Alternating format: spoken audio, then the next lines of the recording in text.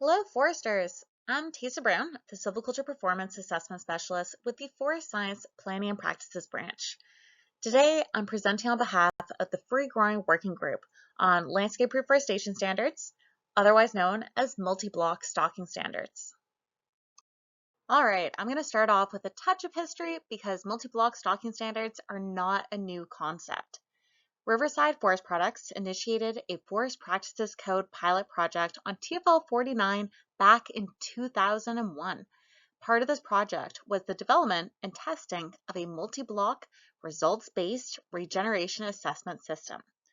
It's no longer in effect, but that's what started BC off on landscape reforestation standards. In 2002, the Fort St. John pilot area worked to adapt the Riverside LRS for their own area. 20 years later, they're still happily using LRS. In 2004, FPPR Section 45 was introduced, which allows the assessment of regeneration compliance across multiple blocks. The section is called Free Growing Stands Collectively Across Cut Blocks, and it basically allows the stalking standard obligation to relate to multiple cut blocks at regeneration delay and free growing. From 2009 to 2011, there were efforts to get landscape reforestation standards in the Maurice and Lakes TSAs, but unfortunately, they were never approved. Then in 2012, the Resource Practices branch tried to get landscape reforestation standards going again, but the appetite or maybe the need for change wasn't quite there the way it is now. After that, in 2017, West Fraser did get landscape reforestation standards with projectable metrics approved in the Bulkley TSA up in Smithers, and they've been successfully operating under them ever since. All of these efforts have helped us to learn the strengths and limitations of LRS, and I will be outlining some of these throughout the presentation. All right, before we begin, I need to emphasize that there are two types of multi-block stalking standards with very different pros and cons, and it's based on whether modeling is required to assess compliance following the survey. Both types start off the same way. Stalking standards have to be developed using modeling. Then, for both options, you complete surveys on a defined landscape population at a specified point in time. So that could be doing free growing surveys for all blocks in your population 8, 10, or 15 years after stand establishment. Now, if you're using LRS with measurable metrics, the survey could be very similar to what we do today, or it could be different depending on whether well-spaced free growing continues to be used as the primary metric.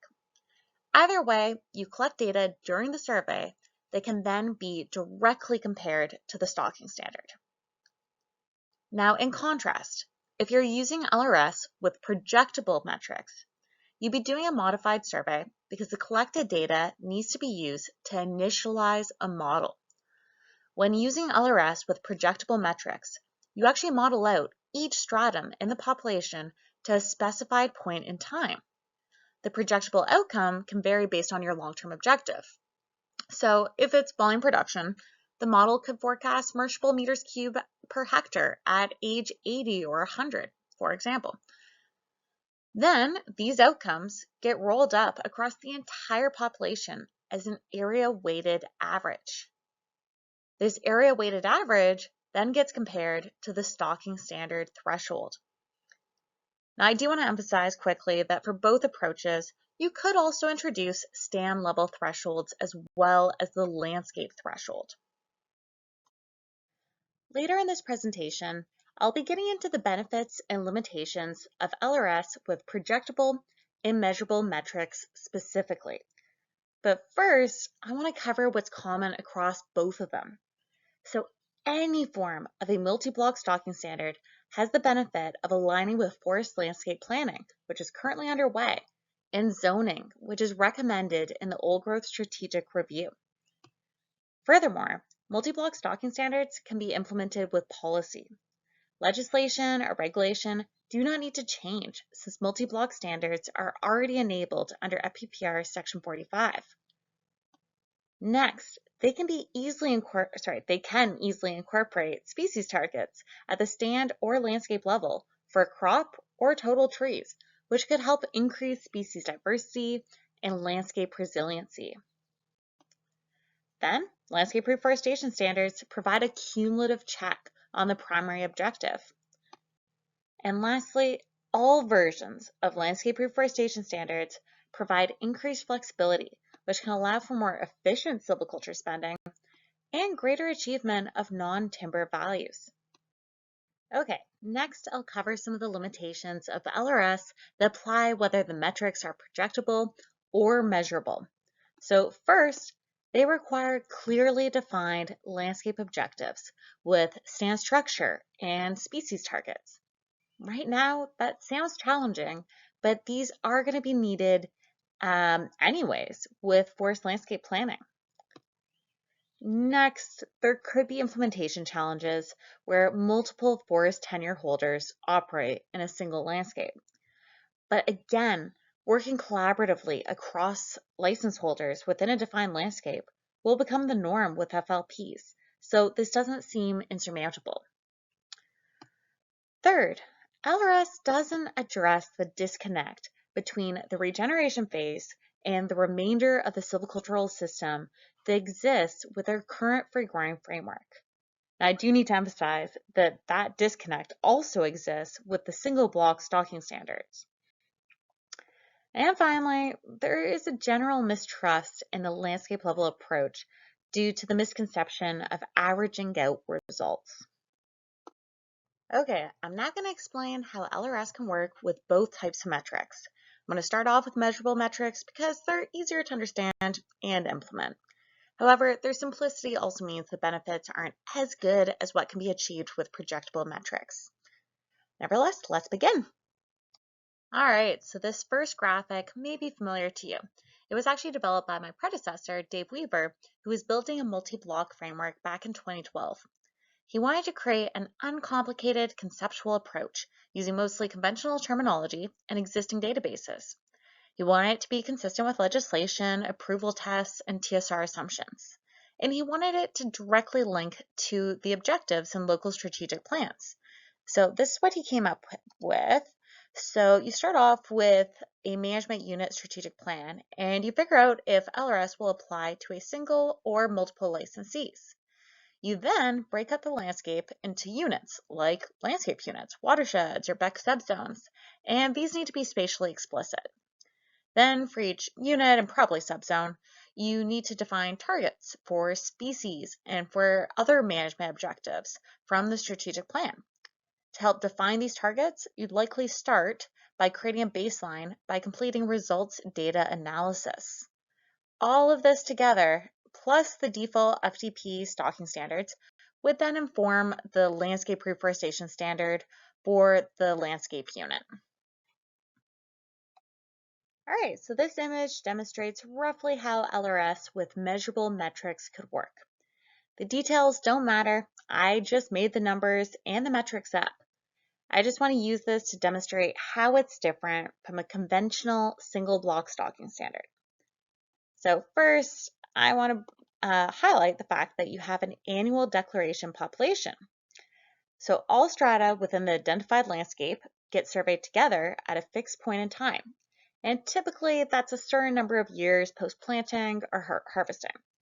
For this example, we're pretending like our landscape is all music sites in the SBS MK1 in the Prince George District, and then the regeneration declaration population will be all SUs planted 1 year prior, and all SUs planted 13 years prior will be the free growing annual declaration population. So the next important thing to recognize is that there's quite a split between regen delay and free growing. So you might have fairly different stocking standards at these different milestones. So for example, at regen delay at the SU level, you might still be using your typical FDP stocking standard thresholds like 1200, 700, or enhanced basic thresholds. But at free growing, you might have a lower minimum stocking standard. So maybe it's 400 stems per hectare instead of the usual 700 to give you more flexibility in achieving non-timber values, or to potentially help encourage efficient silviculture spending. Now, to make up for that increased flexibility, you do need to meet both an SU and a landscape standard to pass. And that landscape standard could include a requirement that the area weighted well-spaced or free-growing density across the population is within a certain percent of the target. For this hypothetical example, I made that threshold 90%. So the area weighted well-spaced average has to be greater than 90% of the target at regen delay.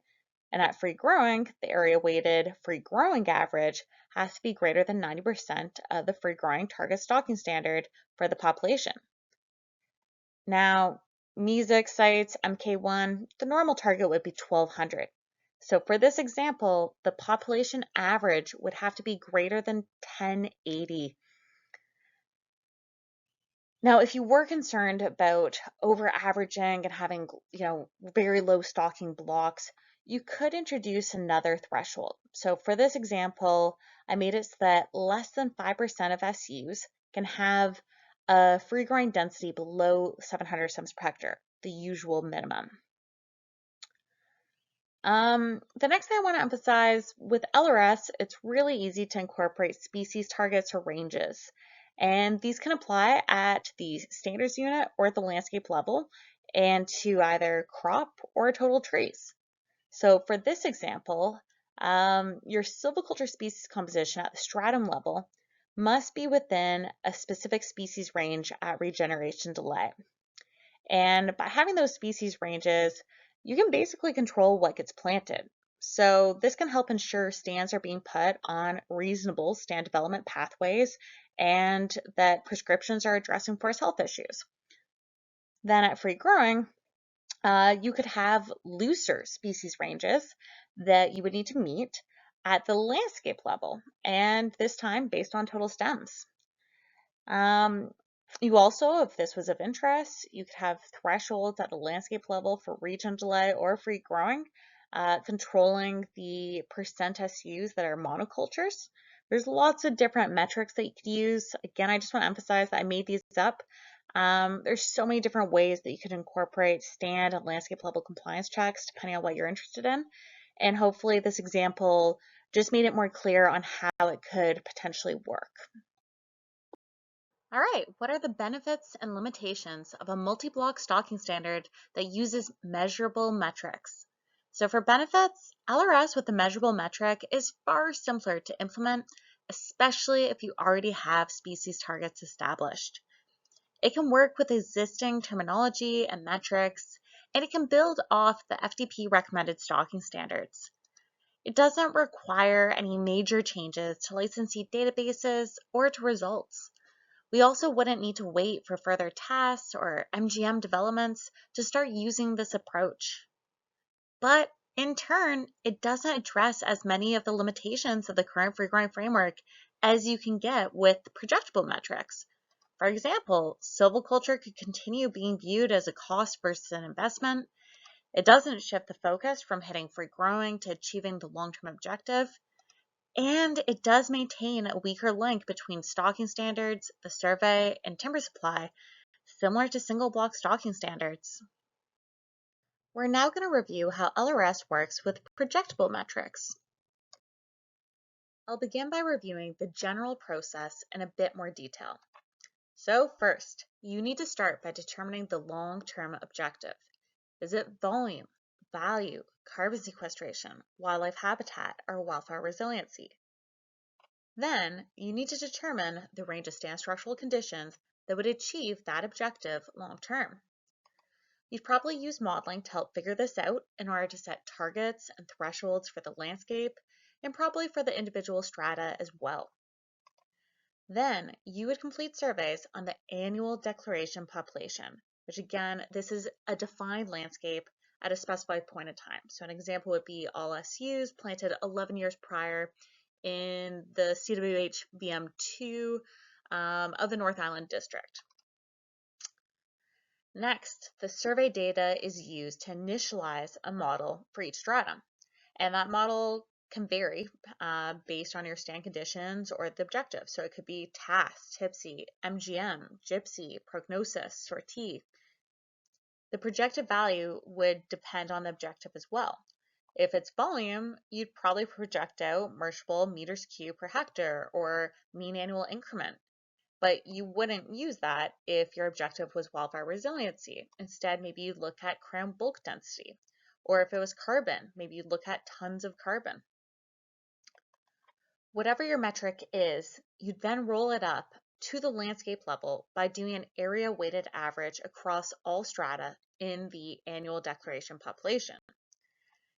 This area weighted average would then be compared to the targets and the thresholds for the landscape.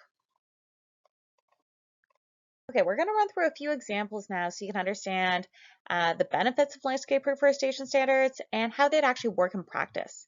So on each slide, you're going to see a handful of yield curves, and I just want to quickly go over the symbology because it's consistent across the slides.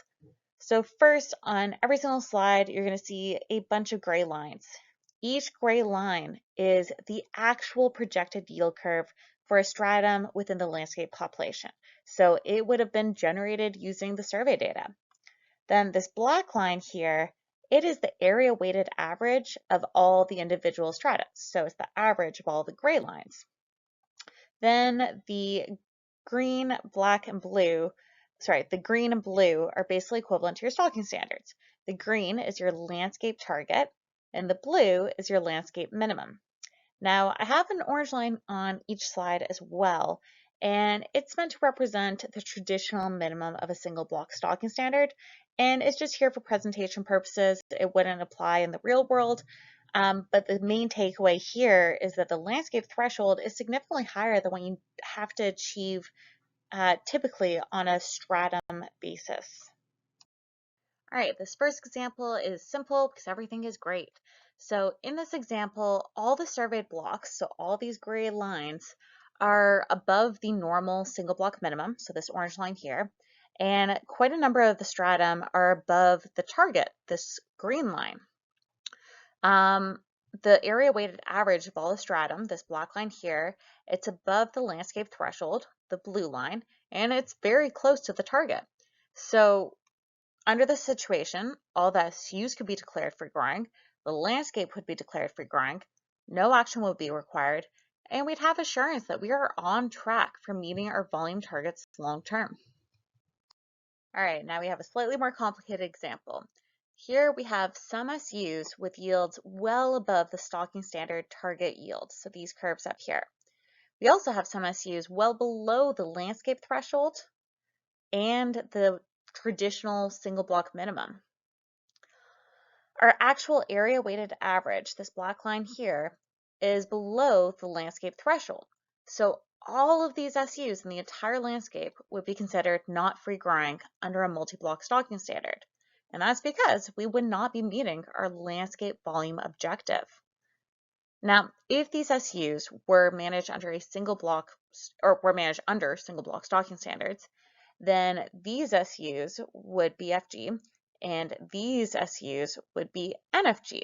And all of these SUs that are NFG would require some type of intervention to make them pass.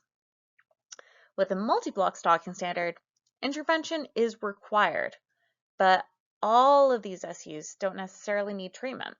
The silviculture forester could choose what SUs to treat and how to treat them to maximize volume gains to push this area weighted average curve above the threshold. So since there's this flexibility, you can do really efficient silviculture spending and you can incorporate non-timber value considerations. So for example, maybe all of these SUs have low conifer yields due to aspen competition. So a brushing treatment will lead to different amounts of conifer volume gains depending on the conifer species, the density of conifers, the density of broadleafs, the site indices of both species, the spatial arrangement. So the forester could focus on treating the SUs that will lead to the biggest uptick in the area weighted yield. Alternatively, maybe the forester really wants to retain the broadleafs on a handful of SUs that are in key areas for moose habitat. So they would leave those SUs untreated, and then they'd brush all other conifer stands that are currently low volume. So this right here is viewed as one of the massive benefits of multi-block stalking standards because it can clearly lead to more efficient silviculture spending You would only intervene where it would actually pay off in terms of achieving the long-term objective. You wouldn't do 3 replants on sites where it wouldn't actually lead to a change in the long-term stand structural condition or the landscape objective. You can also manage more effectively for non-timber values while still ensuring that the landscape timber objective is being achieved. Now, some worry about widespread averaging of results and that it could lead to poor stewardship. And if that is a concern, you could absolutely incorporate a strata minimum as well to address that. All right, the issue of scale and silviculture spending is highlighted again in this example. So here, the area weighted yield is above the landscape threshold and just below the target yield. So the licensee did an awesome job for this collection of stands, and with the multi-block stocking standard, no action would be needed. You'd be able to declare the collection of strata free growing. But there are a couple of SUs that are just barely below the traditional minimum stocking standard. So if these blocks were managed under single block stocking standards, these blocks would actually need to be treated. And this is where you got to question, is it worth it given we're clearly hitting our landscape objective overall? Okay, one final example to show the importance of cumulative checks. So in this example, all SUs have a yield above the traditional single block minimum. So if they were all under single block stocking standards, no action would be required, they would all meet free growing, and nothing would be flagged. No one would be alerted that this landscape is actually not on track for meeting its long-term objective. Now, a multi-block stocking standard would flag the low performance of this landscape, and that's because the area weighted average, this black line right here, is below the landscape threshold, this blue line. So all strata in the landscape would be deemed non-free growing. To bring the average above the threshold yield, some or potentially all of the stands would need to be treated. So I really love multi-block standards with projectable metrics because they provide a cumulative check to ensure you're hitting the landscape objective. It makes it clear that it's not enough just to hit free growing minimums everywhere. It clearly shows the impact of your management decisions, so I think it could incentivize better practices. It also shifts the focus from just hitting free growing to actually meeting that long-term objective. This approach is also important because meeting your normal stocking standard, 700, 1200, or 500, 900, doesn't mean you're necessarily on track for meeting your long-term objective. West Fraser saw this in the Bulkley TSA where they have landscape reforestation standards. So this center graph right here shows the yields for a specific SU that was surveyed. This SU had decent free growing numbers when surveyed using the conventional survey procedure, roughly 1030 free growing stems per hectare. But its volume projection was low, less than the landscape minimum, despite its good free growing numbers. And that's because long-term yields aren't just a function of density. Species and site index are also important variables. The surveyed SU had less spruce and more balsam than what was assumed in developing the minimum volume standard. And unfortunately, balsam site index is 1.6 meters less than spruce's for this site, and that has big long-term impacts.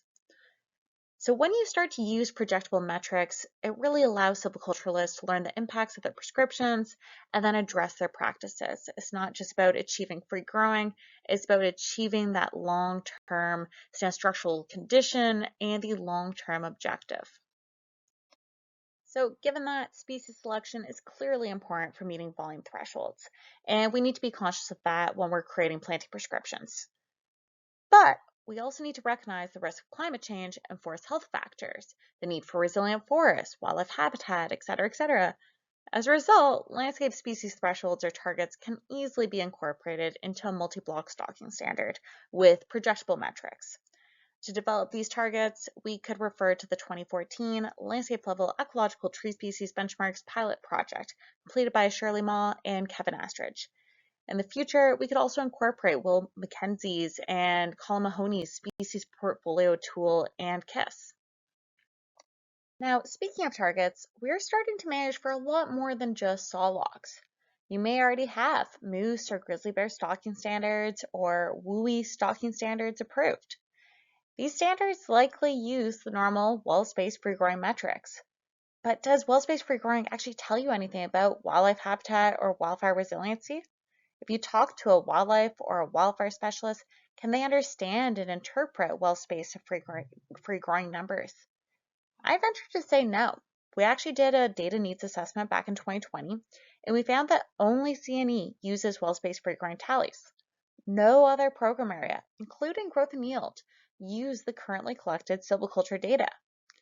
But if we move to LRS with projectable metrics, we can start to collect data and assess compliance using information that actually relates to the relevant objective.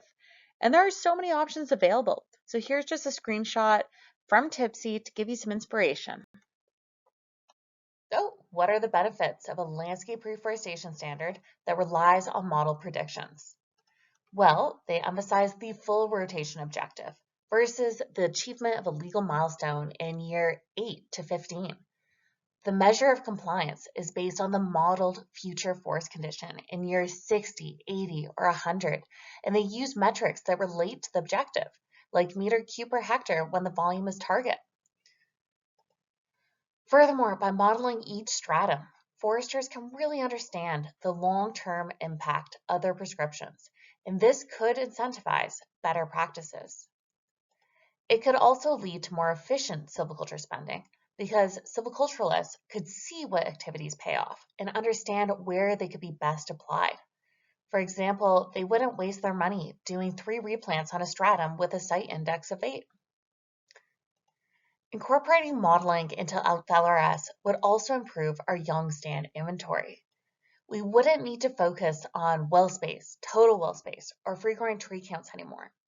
Instead, we would collect what matters for the various program areas that use our survey data. It would also create a stronger link between our standards and our timber supply assumptions. Lastly, incorporating modeling would help make it easier to manage for non-timber values, since it provides increased flexibility across the landscape. Now let's get into the cons. Realistically, they take a lot of time and expertise to develop. For the majority of the province, we would be starting from scratch. And to create these standards, modeling is required. To assess compliance, modeling is required. This is a limiting factor because there's not a lot of people provincially with strong modeling backgrounds. This is made worse because Task 2 isn't publicly available. Task 3 is available, but it's only calibrated for pine and spruce right now. We need more species in Task 3, especially broadleaf species. Right now, Task 2 kills off too many trees when modeling broadleaf trees with shade-tolerant conifers. So if we want to make smart decisions on where and when to brush, we need Task 3. We'd also need to update systems like the FSP tracker and results, databases like LRM, Phoenix, FMS, and data collection apps like SNAP and SAP to handle new survey metrics and modeling outputs. Now, it is possible to address all of these cons, but it would take time, money, and people. All right, that's a wrap. To conclude, I just want to emphasize that there is a real need for change right now with evolving societal values and climate change. We need to manage for landscape resiliency, make smart silviculture investments, complete cumulative checks at the landscape level, manage for more values than just timber, create stronger links between stalking standards, surveys, and TSR, and align with forest landscape planning and the old growth strategic review. This could be very difficult to accomplish under the current free-growing framework with single block stalking standards. However, multi-block standards are enabled under FPPR right now, and they could address these issues. So I hope you now better understand how they could work and the differences between using LRS with projectable and measurable metrics. Now, before I fully wrap up, I just want to plug another presentation.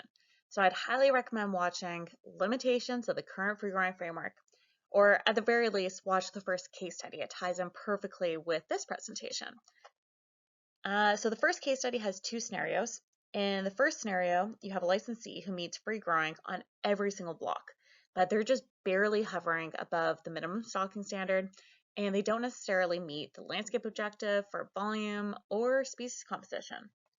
In the second scenario, you have the same blocks, but this time 99% of the area is right at target, and you'll produce great volume, great value.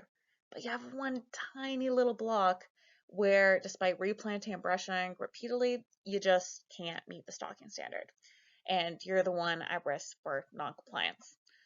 So I'd recommend watching this case study, and as you watch, consider whether landscape reforestation standards would lead to better outcomes and more efficient silviculture spending. Thank you so much for watching. If you have any questions or feedback on this approach, please send me an email. I'd love to hear from you. Thanks.